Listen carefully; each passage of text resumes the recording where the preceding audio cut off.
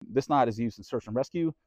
It's used in rock climbing, rescue rock climbing. Anytime you need to tie off to something securely and also be able to get that knot undone later is where the figure eight on a bight comes from, or that's where it comes in. I'm about to stump you.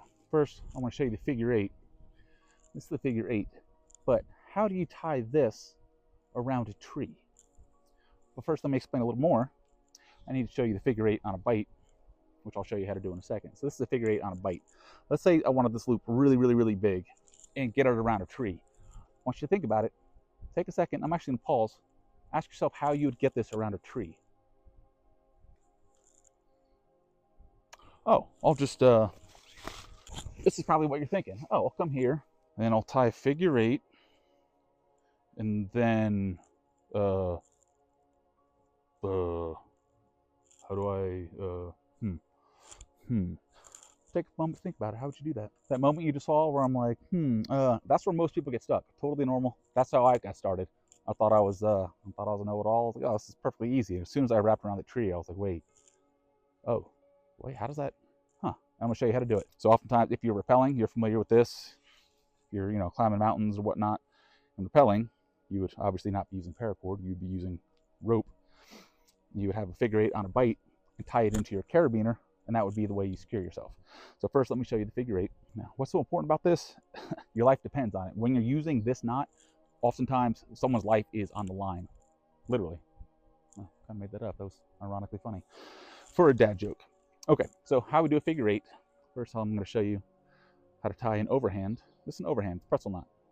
All right, so all I'm doing is grabbing one end, creating a loop, and then feeding it through that loop. That's your overhand. Figure eight, instead of wrapping it and coming in here, I'm going to wrap around one more time and come around the back. And before I tighten it, it represents an 8. So that's how I teach it, how I tie it. I grab this and I turn it once, twice, feed it through. It's not as pretty this time. There we go. Figure eight. Okay, that's how you tie your figure eight. Now, if I had to tie it around an object, it gets a little more confusing. Figure eight on a bight, because that's what we're talking about today. All I'm going to do is create a bend. All right, this is also called the bight, but to me, you're bending the rope, so I'm going to call it a bend. I'm just tying a figure eight on this bend / bight. Treat it as one. So I'm doing my figure eight. You already learned how to do it. It's the same. I'm not going to show you because you probably get confused, because most people do. They overcomplicate it. Rule with tying a figure eight on a bight and most knots is keep it simple, stupid. I literally tell classes, like, whatever your IQ is, cut that thing in half. Don't overthink it. And the ones that obey that tend to do really well. So this is your figure eight on a bight. All right, this is your bight now. Now, how do I wrap this around a tree? You can't. You can't like this. So here's how you do it. First, you find your anchor point, this tree. This will be my working end, where I'm like tying something off. So what I'm going to do here, this is my tension end, where the load is. So what I'm going to do, could have done this beforehand. I'm going to tie a figure eight very, very loosely. Okay. There's my little figure eight. Now I need it loose. So here's my figure eight on my working end. Okay, this is where my load's going to be. All I need to do is trace this. See where this end is coming. My tag end. It's coming through here, around. All I need to do is be a copycat. I'm going to use my tag end and just follow this strand. Okay, so I'm just going in where it's coming out. So wherever my rope is coming out, I'm going in. Okay, so far so good. I'm just kind of going parallel. And I follow, keep following. Sometimes it takes a couple tries to see it. All I'm doing, guys, is just following my pre-existing figure eight. So I'm just kind of double stacking everything. And even me, I get a little confused. Okay, this goes over and over. This is really hard to show, but once you start doing it, it's kind of common sense. Just don't overthink it. Again, keep it simple.